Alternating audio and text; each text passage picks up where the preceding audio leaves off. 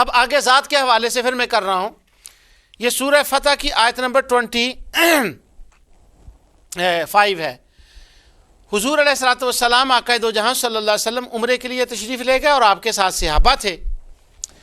تو وہ ان لوگوں نے آپ کو حرم میں داخل نہ ہونے دیا، حدیبیہ کے مقام پر ٹھہر گئے. اور ظاہر ہے کہ یہ بھی ہوگا صحابہ کے دل میں کہ ہم ان کے ساتھ قتال کریں اور آگے چلے جائیں، تو اللہ تعالیٰ رسول اللہ صلی اللہ علیہ وسلم نے لڑنے جھگڑنے سے اور قتال سے، جہاد سے منع فرما دیا. اور اللہ تعالیٰ نے فرمایا نہیں، تم واپس چلے جاؤ ان کے ساتھ جو معاہدہ ہوا تھا، اور پھر آئندہ سال اس کے ساتھ مطابق جو ہے وہ حج ہوگا، عمرہ ہوگا، اور پھر اس کے بعد فتح مکہ بھی ہوگی. اب اس پورے جو بیک گراؤنڈ ہے اس کو اس آیت کے اندر بیان کیا گیا. اللہ تعالیٰ فرماتا ہے ہم الذین کفروا وصدوکم عن المسجد الحرام والہدی معکوفا ان یبلغ محلہ. یہ وہ لوگ ہیں جنہوں نے کفر کیا اور تم کو مسجد حرام سے روکا اور قربانیوں کو اپنی جگہ پہنچنے سے روک رہے ہیں. اللہ تعالیٰ نے یہ واقعہ بیان فرمایا کہ یہ برے لوگ ہیں کہ یہ آپ کو عمرہ بھی نہیں کرنے دے رہے، اور جو آپ قربانیاں ساتھ لائے ہیں ان کو وہ حرم تک پہنچنے بھی نہیں دے رہے. آگے اللہ تعالیٰ فرماتا ہے وہ جو مسلمان تھے نا کہتے تھے کہ ہم لڑ لیں، اللہ تعالیٰ فرماتا ہے وَلَوْلَا رِجَالٌ مُؤْمِنُونَ وَنِسَاءٌ مُؤْمِنَاتٌ لَمْ تَعْلَمُوهُمْ أَن تَطَئُوهُمْ فَتُصِيبُكُم مِّنْهُمْ مَعَرَّةٌ بِغَيْرِ علم.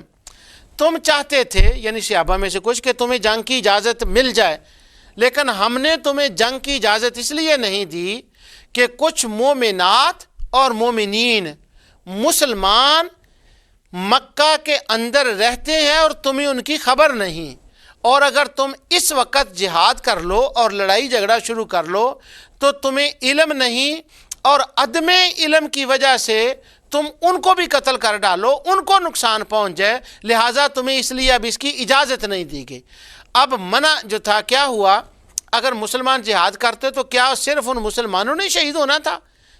نہیں، ہو سکتا ہے وہ بھی ہو جاتے. اصل لڑائی کن کے ساتھ ہونی تھی؟ مشرکین کے ساتھ. یہ جہاد کی جو سزا تھی کس کو ملنی تھی؟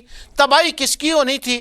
جانیں کس کی جانی تھی؟ یہ عذاب کس کے اوپر آنا تھا؟ اصلاً تو ان مشرکین کے اوپر آنا تھا. پر اللہ تعالیٰ نے فرمایا نہیں، ان مومنین اور مومنات کی وجہ سے، ان کے وسیلے کی وجہ سے، ان کے واسطے اور ذریعے کی وجہ سے وقتی طور پر ان کافروں کو بھی بچا لیا گیا. اب وہ کافر اس وقت بچ گئے عذاب الہی سے جو جہاد کی صورت میں ہونے والا تھا، جو سزا ملنے والی تھی وہ سزا سے بچ گئے. کن کی وجہ سے بچے؟ اس آیت کے اندر اللہ تعالیٰ نے فرمایا رجال مؤمنون ونساء مومنات. وہ جو مرد مومن تھے، وہ جو عورتیں مومن تھی، ان کی وجہ سے وہ مشرک بھی بچ گئے. اب بتائیں کہ کافروں کو وسیلہ ان کا بچا گیا یا نہ آیا؟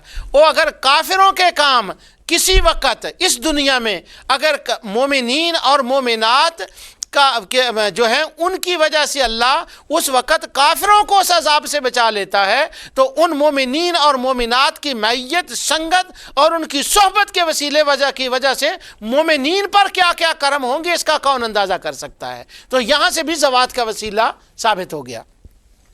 ایک بات میں تحدیث نعمت کے طور پر کہہ رہا ہوں کہ اللہ تعالیٰ کا بہت کرم ہے مجھ پر، اس کی بہت عنایات ہیں. اس آیت کے اندر یہ بیان آیا ہے کہ وہ جو مشرکین ہیں وہ قربانیوں کو ان کی جگہ پر نہیں جانے دیتے. حالانکہ حضور علیہ الصلوۃ والسلام تو عمرے کے لیے تشریف لے گئے تھے، تو عمرے میں تو قربانی نہیں ہوتی. دنیا میں جتنے مذاہب فقہا ہیں وہ سب مانتے ہیں، جانتے ہیں کہ عمرے میں تو قربانی نہیں ہوتی. تو حضور علیہ السلام وہ 70 قربانیاں ساتھ لے کر کیوں گئے تھے جبکہ عمرے میں قربانی نہیں ہوتی؟ اس کے اوپر بڑے کوئی 2 سال ہوئے ہوں گے میرے خیال میں نے محدث کبیر، مفسر قرآن، شیخ الحدیث حضرت علامہ غلام رسول سعیدی دامت برکاتہم العالیہ کو ایک دن خیریت دریافت کرنے کے لیے ٹیلی فون کیا. تو میں نے پوچھا حضرت کیا ہو رہا ہے؟ تو وہ فرمانے لگے کہ میں اسی آیت کی تفسیر لکھ رہا ہوں، یہ جو میں نے ابھی آپ کے سامنے تلاوت کی ہے. تو میں نے کہا کہ میرے ذہن میں ایک بات آتی ہے جو عام تفاسیر والے اس کا ذکر نہیں کرتے، کافی میں نے تفسیریں دیکھی ہیں. تو یہ ایک اشکال ہو رہا ہے کہ عمرے میں تو قربانی نہیں ہوتی، تو وہ 70 اونٹ کیوں لے کر گئے تھے نبی کریم صلی اللہ علیہ وسلم؟ تو اگر قرآن سے تو ثابت ہو گیا کہ عمرے میں قربانی ہونی چاہیے. تو انہوں نے کہا اچھا میں دیکھتا ہوں. اب سورہ فتح کی تفسیر کے اندر تبیان القرآن میں انہوں نے مجھ خطا کار کا نام لکھ کر یہ بات کی کہ عبد المجید نے مجھے فون کر کے کہا کہ یہاں یہ اشکال ہے، یہ دور کریں. تو انہوں نے بڑی تفصیل سے اس کے اوپر الحمدللہ لکھا. یہ میں تحدیث نعمت کے طور پر کہہ رہا ہوں. اہل علم اگر اس کا وہ مقام دیکھنا چاہیں کہ حضور قربانیاں کیوں لے کر ساتھ گئے تھے تو وہ تبیان القرآن کا یہ مقام دیکھ لیں. انشاءاللہ بڑی علمی گفتگو علامہ سعیدی صاحب نے وہاں فرمائی ہے. لیکن ایک بات میں آپ کو عرض کر دیتا ہوں کہ اگر بندہ کوئی جا رہا ہو اور احرام بندھا ہو تو وہ کوئی عارضہ ایسا پیش آ جائے کہ اس کو کوئی اندر نہ جانے دے حرم کے اندر، تو وہاں وہ ایک جانور ذبح کر کے تو وہ اپنا احرام جو ہے وہیں کھول سکتا ہے اور واپس آ سکتا ہے.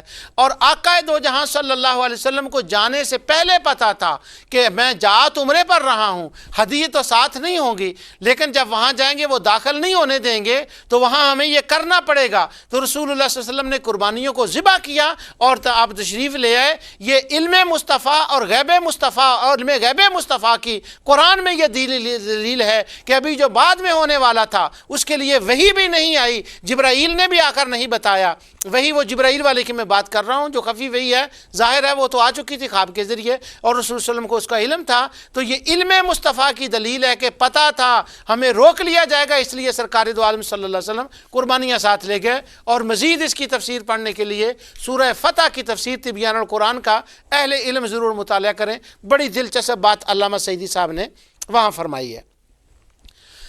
اب اس کے بعد آگے چلیے کہ زوات کے وسیلے کی، کہ جو زوات ہیں ان کے بڑی برکتیں ان کی وسیلے ہوتے ہیں. یہ سورہ زخرف کی آیت نمبر 28 اور 29 میں تلاوت کر رہا ہوں. اللہ تعالیٰ ارشاد فرماتا ہے وَجَعَلَهَا كَلِمَةً بَاقِيَةً فِي عَقِبِهِ لَعَلَّهُمْ يَرْجِعُونَ. پیچھے سے آیت اس سے پہلے ہے وَإِذْ قَالَ إِبْرَاهِيمُ لِأَبِيهِ وَقَوْمِهِ إِنَّنِي بَرَاءٌ مِّمَّا تَعْبُدُونَ. حضرت ابراہیم علیہ السلام کا ذکر چل رہا ہے. تو اللہ تعالیٰ فرماتا ہے کہ ابراہیم علیہ السلام کی بات آ رہی ہے. وَجَعَلَهَا كَلِمَةً بَاقِيَةً فِي عَقِبِهِ لَعَلَّهُمْ يَرْجِعُونَ. اور بات یہ ہے کہ حضرت ابراہیم علیہ السلام اپنی اولاد کو پیچھے چھوڑ گئے اور ان کے اندر ایک کلمہ چھوڑ گئے. اولاد کو باقی چھوڑا اور ان کے اندر ایک کلمہ چھوڑا لعلہم یرجعون، تاکہ وہ اس کی طرف لوٹیں، رجوع کریں اس کی طرف. اور وہ جو کلمہ ابراہیم علیہ السلام نے چھوڑا ہے وہ کیا کلمہ تھا؟ وہ کلمہ توحید و رسالت کا کلمہ تھا کہ اپنی اولاد کے اندر انہوں نے چھوڑا. اللہ تعالیٰ آگے فرماتا ہے بل متعت ہؤلاء وآباؤہم حتی جاءہم الحق ورسول مبین. اور بات یہ ہے کہ میں ان کفار کو اور ان کے باپ دادا کو نفع پہنچاتا رہا یہاں تک کہ ان کے پاس حق اور صاف بیان کرنے والا پیغمبر آ پہنچا. کتاب قرآن کریم آ گیا اور وہ آ گئے. اب اللہ تعالیٰ نے فرمایا کہ میں ان کو کلمہ چھوڑا تھا ابراہیم علیہ السلام نے اور ابراہیم علیہ السلام کی اولاد میں، اور آگے اللہ فرماتا ہے بل متعت، اور میں ان کو فائدہ پہنچانے والی چیزیں دیتا رہا ان کے آباء و اجداد کو. اب اس بات کا کیا ریلیونسی بنتی ہے کہ ذکر تو ابراہیم علیہ السلام کا آ رہا ہے، کلمہ تو انہوں نے چھوڑا، اور اللہ تعالیٰ فرما رہا ہے میں ان مشرکین کی آباء و اجداد کو دیتا رہا، دنیا کا بڑا مال و متاع دیا تاکہ وہ اس سے نفع اٹھاتے رہیں.